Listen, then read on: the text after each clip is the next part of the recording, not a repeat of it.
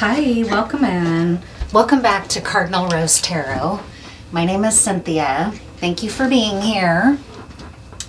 I'm just here to do a general reading for us. I might actually assign a theme or something here in a minute, but the main thing that was kind of coming through for me, and you know, you can call it like a channeled thing that I was guided to talk about, or you could talk about it just as my own personal interest of something I want to talk about. Either way, I'm fine with either one. This is my channel. I get to talk about a topic if I want before getting into a reading. If you're not interested in my talking, you probably don't like my channel because I talk a lot about personal experience and my training as well as a social worker.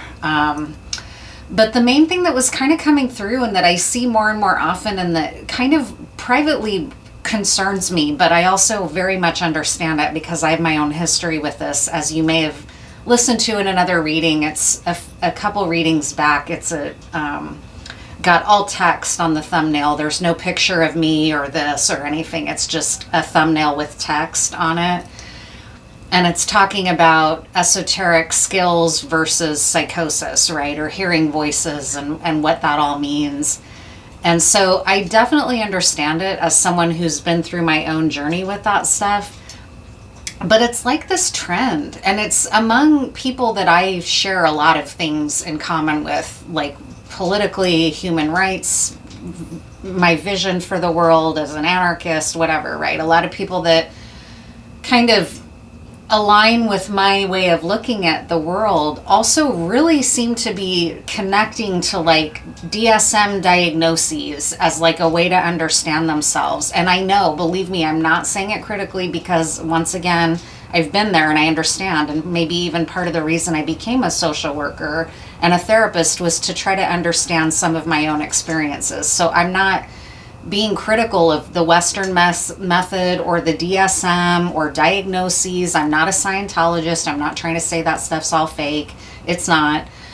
But it's like people want so much to understand themselves that they're identifying with diagnoses, and that's not who you are. And it's troubling to me as a therapist when I have person after person after person after person coming to see me saying, I think I have ADHD, and they're like seeking to be diagnosed. And there's nothing wrong with that. Like if you really resonate with the symptoms and you're like, God, my childhood was so messed up and what, you know, I would have done so much better in school had they caught this a long time ago and whatever. I'm not against the diagnosis. I'm not saying it's fake or anything, but it's troubling to me as a therapist that people get so invested in it that it's like, I am neurodivergent.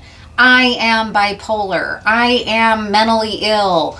I am, you know, and then there's this other layer to it, which is like, if you don't like it, you're anti-science and I'm taking medication and I don't like that everybody's anti-science. And it's like people just get doubled down and invested in these things as if they're who they are. And it just bothers me because it's not who you are. It's a part of who you are. It's not who you are. It's not like I am ADHD. And it's like suddenly everything makes sense about me because of that diagnosis. Well, I just want to tell you, the DSM and diagnostics, those are all originated in the West, in the colonial framework of human power. Okay? The colonial world are the people that created these diagnoses. And I'm not saying that now the world of psychiatry and mental health and Western medicine isn't trying to get up to speed on ethics and like no longer be abusive to people who are slightly different. But the history of my discipline is no different. It's no exception. Social work's origins are in the friendly visitor that are like Christian colonial. I'm going into these poor homes and I'm going to try to convince them to come around to my way of seeing things, right? It's very colonial. It's very colonizing. I'm not saying it's wrong. It's just one method. And it disturbs me when I see critically thinking people so identified with these diagnoses and may have never even looked critically at where are the origins of the DSM I'm not even against Freud. Freud had problematic takes on things, but he also had brilliant takes on things. He's one person, though. The concept of boundaries, for example, comes from Freud. Freud is not somebody who's like a liberated thinker necessarily, okay? So yes, boundaries are important. I'm not disputing that boundaries as a concept is wrong. It's very healthy and needed, right? But it's also taken to an extreme. It's like it doesn't allow for relational connection, and so it's, I don't know where I'm going with that. Maybe someone needs to hear that you don't want to over identify with a diagnosis. It's nice when a diagnosis can kind of help make sense of some things, but it's not who you are. And maybe everybody's going to be like, I know, I'm not saying it is. Well, I see it everywhere. And I'm trained to look through that lens, and I see it in my friends. I see it in acquaintances. I see it online. I see it with the closest people to me. Like, I have ADHD. I'm ADHD. Where can I get a diagnosis? It's like on trend or something. And yes, maybe it's because these symptoms have gone unrecognized in women particularly for a long time, and that's why there's this mad dash to get diagnosed now. But I don't think so. I think that's only part of it. So I'm just going to say, it because it's troubling. And now, to move past that, I want to share my smudge sticks because I love how beautiful they are. Look at how beautiful. This is my solstice one. This is for the winter solstice. It's got dehydrated orange, clove, western red cedar, pearly everlasting as a little embellishment here at the top. There's cinnamon, oak moss, hyssop. That might be it. Is that it? Hyssop, oak moss, rosemary. There's rosemary in here. This is to bless and cleanse your home for the solstice and to invite in the solstice energy of the winter. So this is the cedar solstice one. It smells so, my house smells so good because I've been drying these. They're not all the way dry, but they're getting there. And they smell divine. I have 4 of these winter ones. And then here's another one of the winter ones. And then let me just show off the sage also.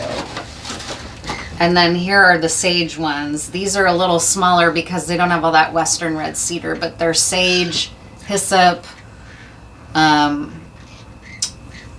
clove, orange, cinnamon, lemon balm in these too. Lemon balm, and that might be it offhand that I'm remembering.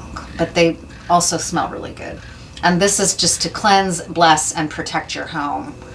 So I'm so proud of these. I love how they came out. I love smudging. I love burning and cleansing through smoke. I highly recommend doing that. That's all I did Saturday and Friday on my days off. I woke up, I went on my power walk for self-care, and then I came back and wrapped my smudge sticks both days.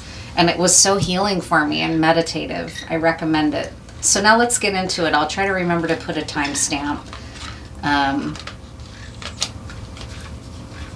Try to remember to put a timestamp on these so that they're not so...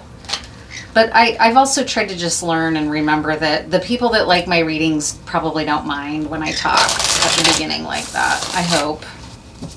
If you do mind, if you prefer just getting into a reading, you can let me know in the comments versus all the talking in the beginning. In the past, sometimes if I had something like that I wanted to share, I would do it at the end. I might start doing that. I don't know. What do we need to know? It might be something about mental health, since that was a big topic for me that I wanted to touch on. Oh, and I've got this mugwort here to open up our third eye, give us clear, concise messages. And part of the reason I'm doing that is because there was interference. I have some haters that interfere with my work at times and that try to cloud my vision, blind my third eye, hate watch me. I don't know who I do know who some of them are. Others I don't know. But a couple of I just learned of recently, and I don't even think they know me personally, but are in a like coven or sort of hater gang of witches that have nothing better to do than hate on someone just trying to live their own life and do their own thing.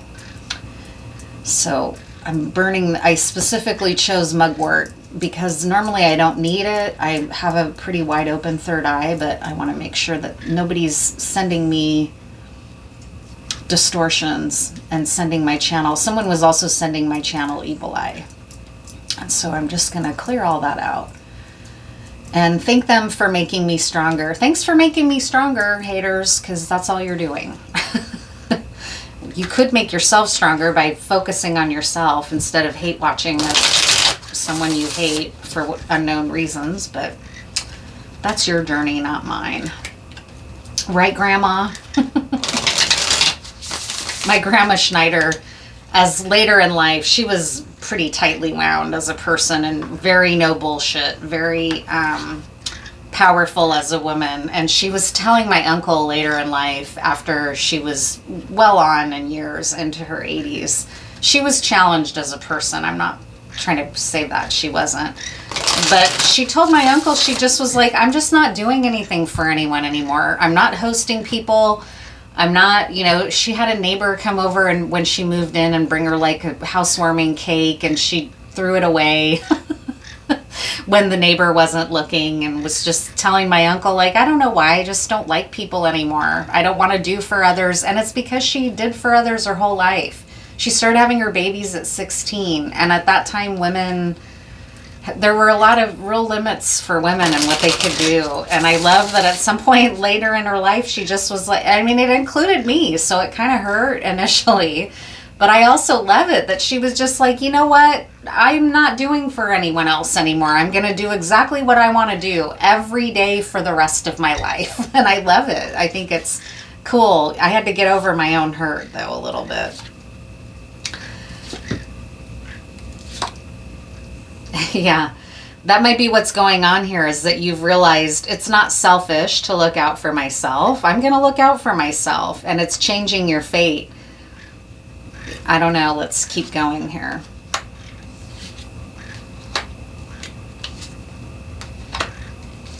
You decided to heal. Yeah, it is. There's mental health in play here. Because in the outcome and where things are headed is the moon. And the moon is associated with the psyche and wild, weird behavior. If you've been in my field as long as me, you know that the full moon is a pretty wild day for your clients usually. I would get lots of crisis calls during the full moon. Lots of really off-the-wall stuff went on in my clients' lives during the full moon a lot of times. So we would often gear up as providers. Oh boy, is it a full moon? What's going on? Your crazy shit's going down in your folks' lives? Yep, it's a full moon. We used to talk about that a lot. So full moon. We also have the Nine of Swords here at the very center of things. So you might be feeling fairly burdened and trapped in your thoughts. And it's gotten you into like more monkey mind where you need to get a handle on your thoughts to some degree because of that. And in fact, Luna, is derived from lunacy and lunatic, right? Or I guess what I want to say is lunatic and lunacy are derived from Luna and lunar, meaning moon, because of that. Because the moon affects the water in our bodies and affects the tides and has all kinds of impact on our world, right? So, but what I'm picking up here is that you've been treated like you're being devilish by just putting yourself first and deciding to heal. So you might have had some toxic people around you, and you're finally starting to realize, actually, no, it's not selfish. It's good. It's wise, because right connected to that is the Temperance healing card. So it's like you've decided, or you could have also been healing from a vice, right? Like an addiction. And now you've stepped into the healing process, away from the vice that had you ensnared like a devil. And now you're moving into like recovery and healing from some type of addiction, possibly. You're trying to pick yourself up and move forward and nurse your wounds. You feel quite vulnerable is what I'm picking up here. And you're also feeling like you have to defend yourself and stand your ground against people who were behaving in a way towards you that was not for you, that was not good for you. Your fortune is changing. Whatever was blocking you before, these negative thoughts are being cleared away and into joy, and you're stepping into like this mastery of your heart. This is very much what we were saying. This is you recognizing like there's nothing wrong with me. I just need to take care of myself. If anything, the vice that had me in its grips is just that. It's a vice. It's not who I am. And that's very important too, because our culture is so behind in understanding addiction that we treat addicted people as if they're horrible people when they're not. They're in a disease process of addiction. And it can be biological, right? Like where you can't safely detox off alcohol if you're far into it without medical assistance because it can kill you, right? To something like heroin addiction where you feel like you're going to die, but it's not going to kill you to go through opioid withdrawals. It feels like death, but you're not going to die. It's safe to kick without any medical help. It's horrible though. Most people prefer not to do it that way. They prefer to have some medical help and some medication to help them taper down as they go through their withdrawal, right? This is saying that whatever you've done, you've started connecting with and realizing, I'm not bad, but I may have had an addiction. Like, people are horrible to addicts in this culture. They just are. And it's not that addicts don't do things that make people angry. They do. They steal, they lie, they cheat on you, they lose their sense of being able to control their impulses. And so it's really not just impacting them, but it impacts everyone around them. That's why it's called a family disease, right? This is something like that, where you are realizing, now that I'm healing from this vice, I'm learning about what a good person I am. I was under a spell of illusion, thinking that I was this horrible person, and maybe surrounded by people who were telling me I was horrible and evil and narcissistic and selfish and sociopathic, right? Well, really, when someone's in an active addiction, their symptoms mimic those types of diagnoses, right? And that's why a lot of treatment centers will say we don't diagnose any mental illness until someone's got like a year sober, because I don't know how common that is anymore. I happen to think it's wise to do that, because often someone in unchecked addiction acts like a narcissist. They act like a sociopath. They act like they're a criminal, right? When really they're just in an unchecked addiction process, right? And once they're clean and sober and healed and recovering, none of that's true, right? They see that they're not any of those things. Sometimes, though, people want to diagnose right away because the suspicion is they've been self-medicating through illicit substances, and if we get them a diagnosis and on the proper medication, they don't need to use illegal things anymore. Well, you might say, isn't that all the same? Right? Like, isn't prescription drugs just another form of mind-altering substance, right? So, I don't know, where do you fall on the spectrum? What you have found is that you're now a master of your emotional life and your heart, because you've been willing to embrace who you are and not be caught up in vice or surrounded by people who are convincing you that you're bad, right? Or that you need to be mocked and ridiculed, right? What was this devil? What was this devil?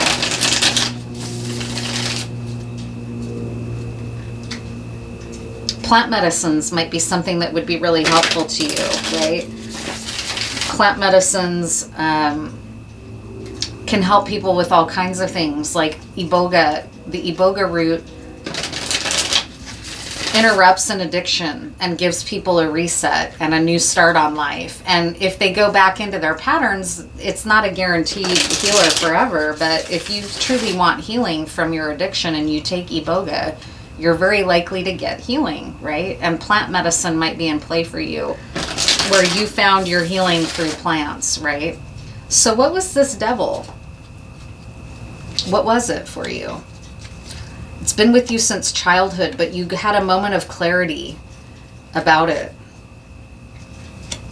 Yeah, it might be that you were in a family that had a lot of toxic patterns of conflict and fighting, and you've now seen clearly you might be raised in a family that has addiction, right, where multiple people are addicted, and you had your moment of clarity and realized, I need to step out of this conflict and into healing. It's been very hard work for you. You've gone very slowly, step by step, methodically, working a program, going within. You might have gotten a therapist or a sponsor, or started really taking your recovery and your healing seriously. It could also be a dark night of the soul, and you sought out a spiritual community. It doesn't in any way have to have anything to do with Western medicine. Regardless, you approach this with a lot of focus, determination, and a slow and steady approach. You realized it's not a marathon, it's not a sprint, it's a marathon. Yeah, you realized you needed to love yourself. You realized you needed to put yourself first. I'm curious about this having to defend yourself and stand your ground. What was that about? Is that family that you were born into? Is it a community of people that you were using with? Like, what was that? What are you having to defend yourself against and step out of conflict and competition? Who was that? Was it a community of family? Was it friends? Who were they? Was it a work setting?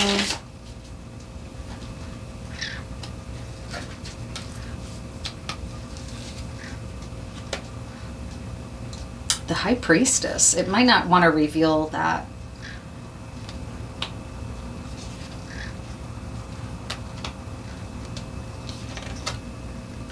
No, what it's saying is that you stepped into a more spiritual understanding of who you are.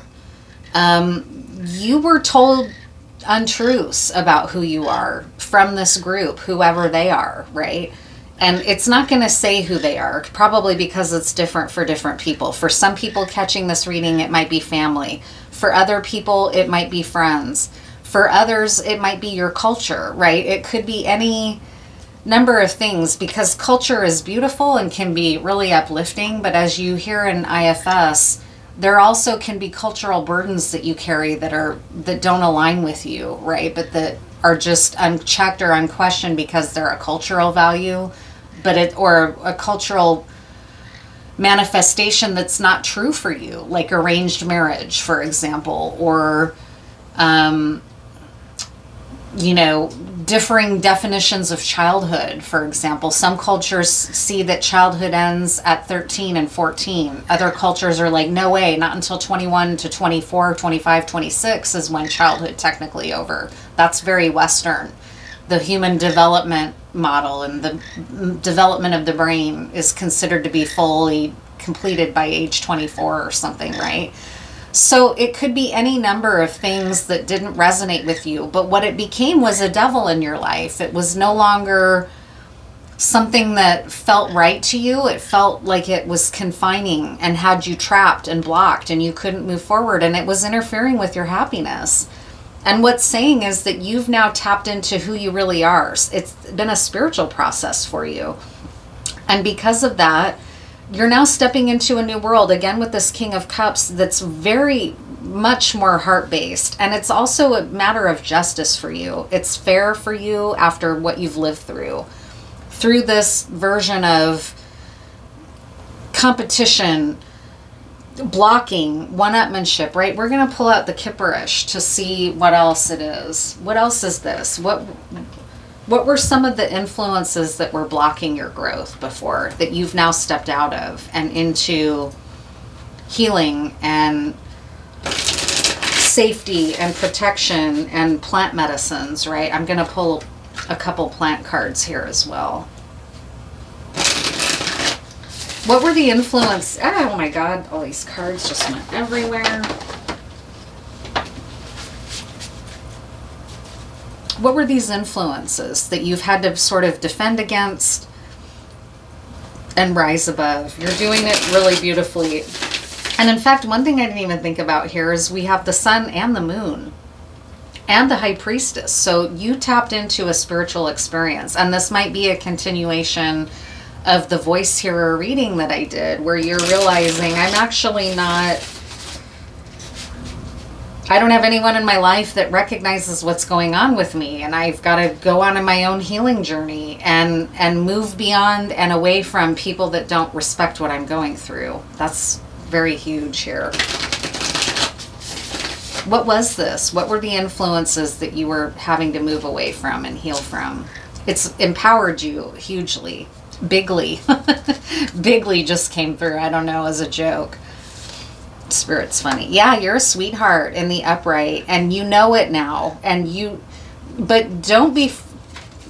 This is the other thing wrong with our culture, is that people think your sweethearts are foolish or naive, or they mistake their kindness for weakness.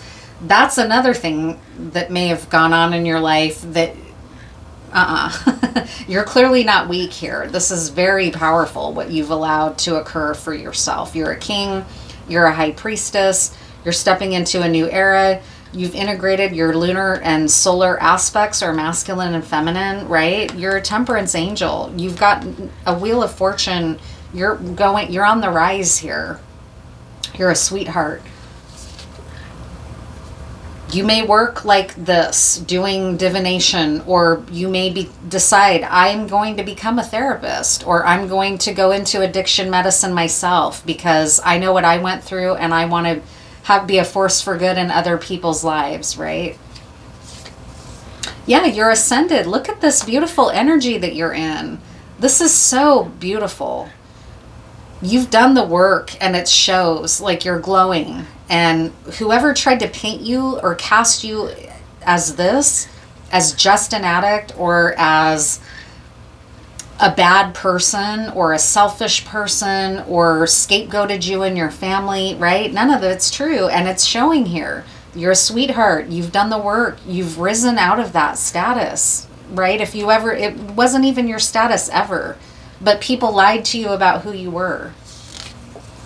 Wow, you're a twin flame, possibly. And this might be where some of that healing came from. You might have met your twin flame and it kicked off this healing experience for you. And that's what the twin flame journey does, right? You meet your twin, you have this whirlwind experience of like love at first sight, like soul recognition. It's powerful. It's like, who is this person? What are they doing to me? Like, you might feel when you meet your twin like a bolt of lightning shoots down through your crown. It can feel that dramatic, right? Like recognition, electrified, awoken, ascending, who you really are, this truth about who you are, right? And you may have your twin may have come into your life at just the right divine timing to wake you up and reveal to you that you are surrounded by people who don't see you, who don't consider you a healer or healed, or resent that about you, or think that you're a problem, or think, right? Just people that didn't recognize you. They were trying to block your future achievements, for sure. They didn't succeed because you're on the rise of this wheel of fortune, and you've integrated your lunar and solar aspects of self. From childhood, well, like we said, childhood came up earlier. You had a moment of clarity that this has been true for you since childhood. And you may have been surrounded by people from childhood who've been keeping you down, straight up, toxic family, whoever, right? It could be any number of people or scenarios, like we said. This is beautiful. This is a beautiful reading. Thank you, Spirit, for letting me read on this, because it's really beautiful. And thank you for clearing away the interference that was affecting me and my channel.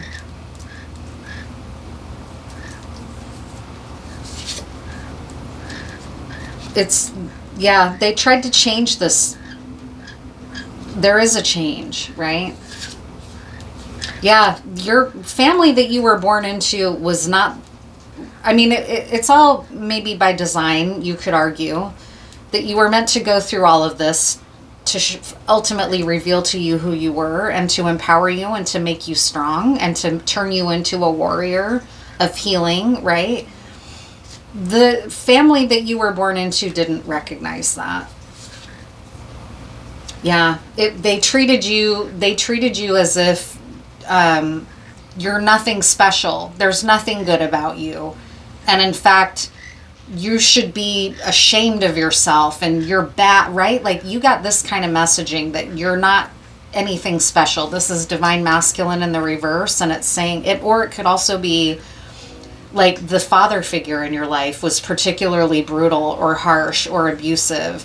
And to you, to any child, your parents are like God. They're a literal stand-in for God. And it's why some people can have really conflicted relationships with God, because it's actually conflicted relationships with the power their parents had in their life, right? Could be that. Yeah, that had you in bondage. Here's the devil card right here at this cornerstone, right?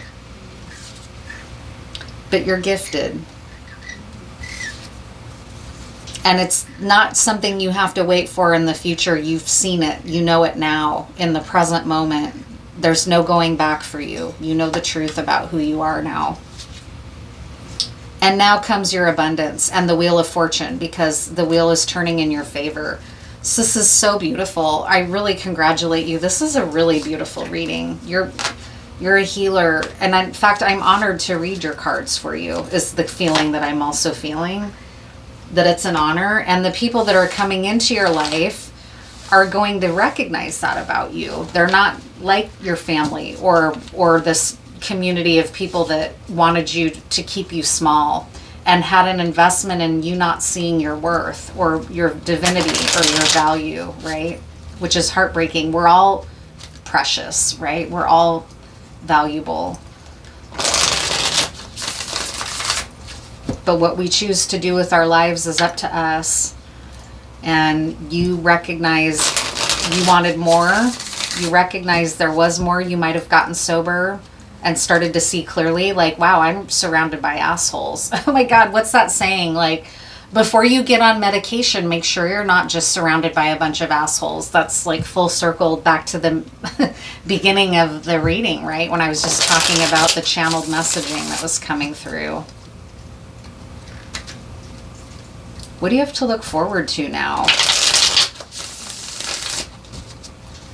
What do you have to look forward to now that you've had this beautiful recognition? Wow. A strong union. This could be internal.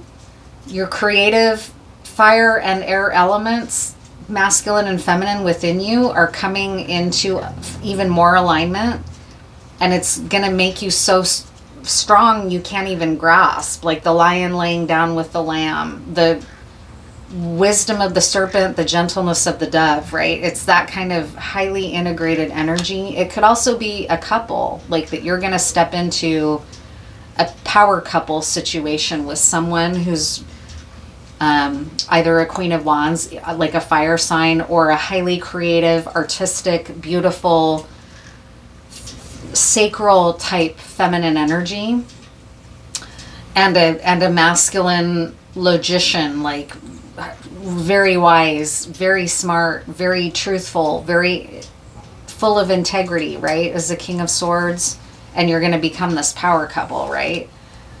Yeah, you're almost there. You're about to lay your burden down. You've had to be very strong, but you're at the end of this difficult and arduous journey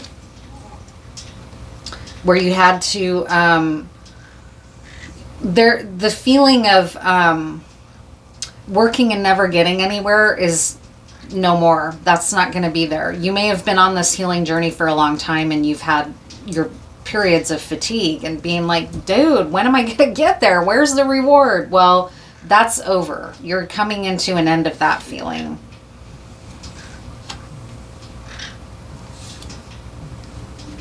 You've walked away from impulse for the sake of impulse, for taking action just for the sake of it without forethought, right? You've integrated the impulsivity within you that was out of alignment and out of control and maybe had you in that devil vice energy at times. You've integrated it and walked away from that type of behavior into your new era. This is you. This is what you've done. You've healed and achieved this. It's really beautiful. Very, very beautiful. So let's see. What's some advice for you now going forward? What's some advice? Oh, I know what I wanted to do. I wanted to read a plant because the plant kingdom was showing for me with those smudge sticks, and something else came through about plant medicine.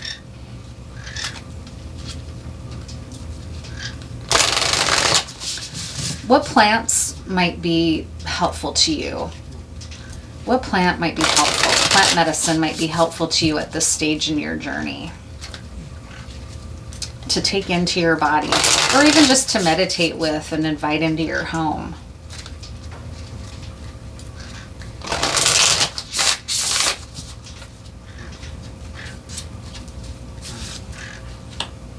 St. John's wort, I love it for its antidepressant effects. Peppermint, and there was one on the split that I'm going to take as well. Black cohosh, yeah, really beautiful, beautiful plants. Black cohosh can be very helpful to balancing mood and other stuff, but I'm going to go ahead and read their descriptions because I really like them. St. John's wort is very antidepressant, very solar energy, uplifting. You can use it, take it into your body. You can burn it like a smudge. You can take it as a flower essence. It brings the light of the sun and joy into your life. All that solar energy can really be strengthened in you right now by taking St. John's wort. It's a natural antidepressant. It grows invasively where I live, but it's everywhere. You can harvest it and make your own tincture with it, or tea, right? You don't even need to buy it. Card 14.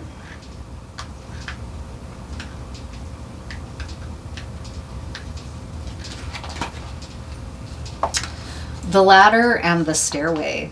St. John's wort is a plant ally of light and duality.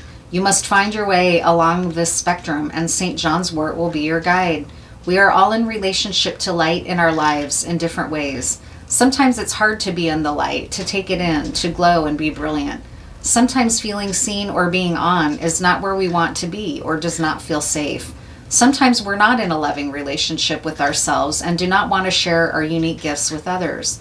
St. John's wort is an ally in this time, so that the turning inwards, the focus on the shadows, the need to be invisible does not spiral us downwards into self-isolation, self-loathing, or prolonged depression. There we go. We are also in a relationship to darkness in our lives and ourselves, and sometimes we're afraid to step into those places and really explore. That's why there was that solar and lunar card here, because it's saying that you're successfully integrating these things within you, and St. John's wort would be a timely plant to take in right now to aid you and empower you and strengthen you, right?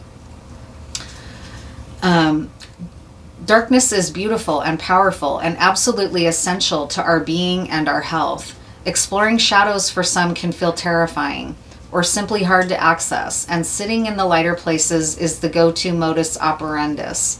St. John's wort is also here to guide you into yourself, to allow you to explore the unseen, to face the rich magic risk, though, that's a Freudian slip, right?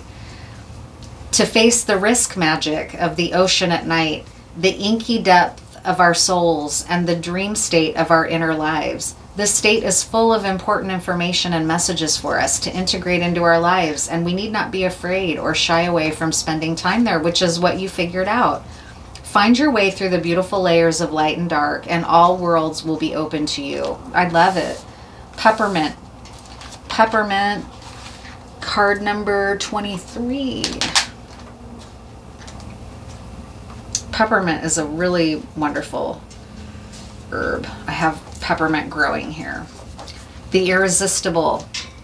Peppermint is a calm crystal lagoon. Peppermint can dispel the mental chatter that prevents us from being present. That Nine of Swords that was at the center of the first spread, right? They can allow the mind to be cool and clear. Peppermint offers perspective on how we see ourselves and how we engage with the world, making us a way through the many layers of selves that we build stories around. If you're feeling queasy about where you find yourself, If you feel unsure or stuck, call on peppermint to be the settling of a nervous stomach, the ice on your neck, the soothing of a flustered and overtired babe. Coaxing us forward with their delightful tingle, they help us better digest new ideas, new endeavors, and new adventures. Cheery but direct, peppermint will allow us to have a clear yes and a clear no. Peppermint tones and tightens our tissues, causing sensations to be brighter, stronger, and more fulfilling. Peppermint puts a pep in our step. Peppermint is a bridger, an introducer, and an enthusiastic connector. Peppermint is an excellent ally for transition. Peppermint is a cool mist on a frayed mind, the delicious crispness of an early morning. When you're swimming in clear water and you open your eyes and see the ripples, bubbles, and life around you. When you float and your mind is still. This is peppermint medicine, wide and true. When the filters of your mind are expanded and you find the distilled down, crystallized knowing inside of you, peppermint is standing beside you.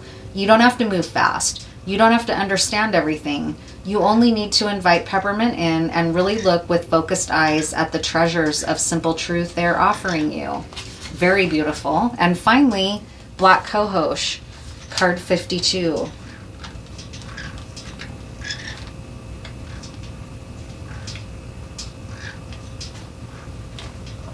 Very watery, it looks like. The Loving Confronter. For those that are existing with some part of themselves in the shadow world, Black Cohosh can hold you steady. This plant is a tether and an ally when harmful spirits are magnetized to certain individuals.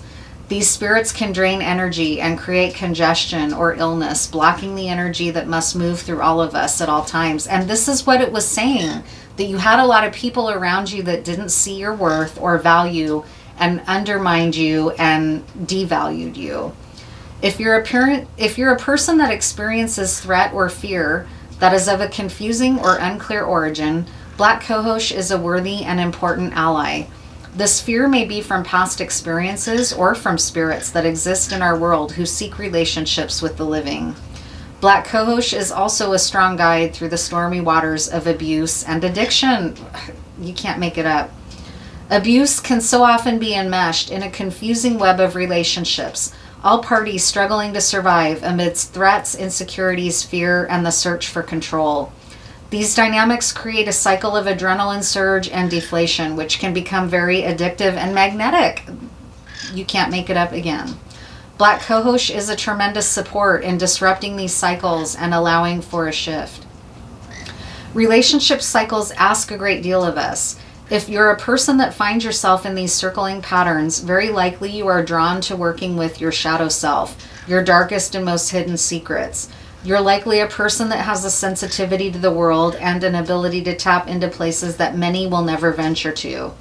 If you can find your way into a balanced state, you will have great power to connect and move energy for collective wellness and enact great shifts in harmful power structures.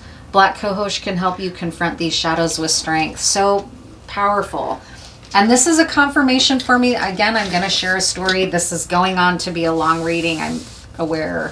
That's another thing. I'm not sure if my readings are too long or what. The person that was sending me interference over the last 72 hours to week, I would say through this eclipse, they interfered with my readings, starting with the scrying that I did about 4 readings back. Near the end, they tried to come in and disrupt, and I saw them in the mirror. And then they tried to disrupt the next 2 readings after that. They were trying to interfere in my energy in here as well in my home. Speaking of Black Cohosh, I planted Black Cohosh a couple seasons ago, and I have it in a garden bed that, it's a long story and I'm not going to get into it, otherwise this reading's going to go too long. But there's a person that I feel like was trying to mess with me over that garden bed because they're trying to disrupt my mode and my peace and keep me off kilter and off center and off my game. Anyways, that's a sidetrack. I don't even know why I'm bringing it up. Maybe some of that energy is lingering because that's not even what I meant to bring up, although it was planted in that garden bed. What happened is they have a puppy, and the puppy came and tore up my Black Cohosh and it was unsalvaged. And the person didn't come and tell me that it happened. They just cleaned it up and walked away.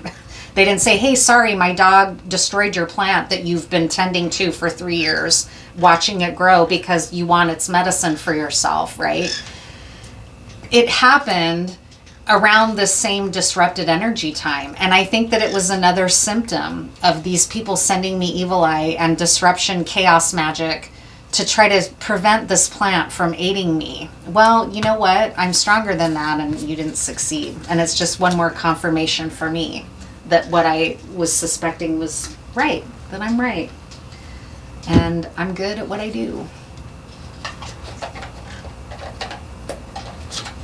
So we're just going to do a final message here now for you, and then that'll do it for this reading. What's a final message?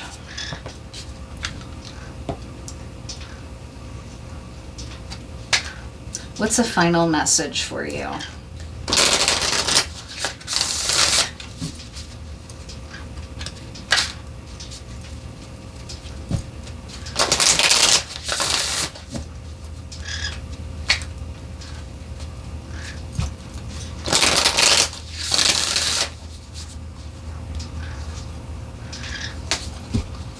What's a final message? Advice for you. The beaver and birch. Home. It's card number 30. But it came in the reverse. I'm going to read the whole card, though, description, and then the reverse, so you know. The beaver works hard to build the lodge where it raises its young. Using twigs, grasses, rocks, and mud, it constructs a safe environment for its family as well as a natural habitat for migrating birds. Birch trees symbolize new beginnings, and they seldom grow alone. In medieval Europe, they were used as maypoles in pagan celebrations of midsummer. Because their wood was thought to protect the young and ward off evil spirits, it was often used to build cradles. You may be feeling reclusive, like a hermit in your cave. Consider planning a trip. Your spirit will benefit from a time of travel and self-discovery. What do I appreciate about my home? Is my home a place or a feeling? I love it. That's great. So as you make all of these changes and you're saying goodbye to maybe some relationships that and grieving that, it's going to be helpful to think about, like, where do you feel at home, and do you feel at home in yourself? Because when you feel at home in yourself, you're not running anymore from anything, and that's what you're achieving. I remember telling a friend once, when I left my career at VA, I was also thinking about leaving the country at that time and just making a complete break and a total change. And we were texting back and forth, and I said, yeah, I'm tempted to leave and just go. Like, not only just leave VA, but leave the country. But no matter where you go, there you are. Because I still had healing that I was doing. And I recognized it's an impulse to run away from the pain.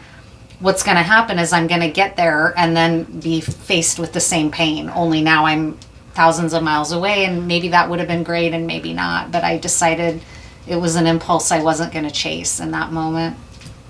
So I hope this is helpful to you. If you like my work, please like and subscribe and come back for more. And thank you for being here. It was a real honor to read for you. So yeah, I'll see you in the next one.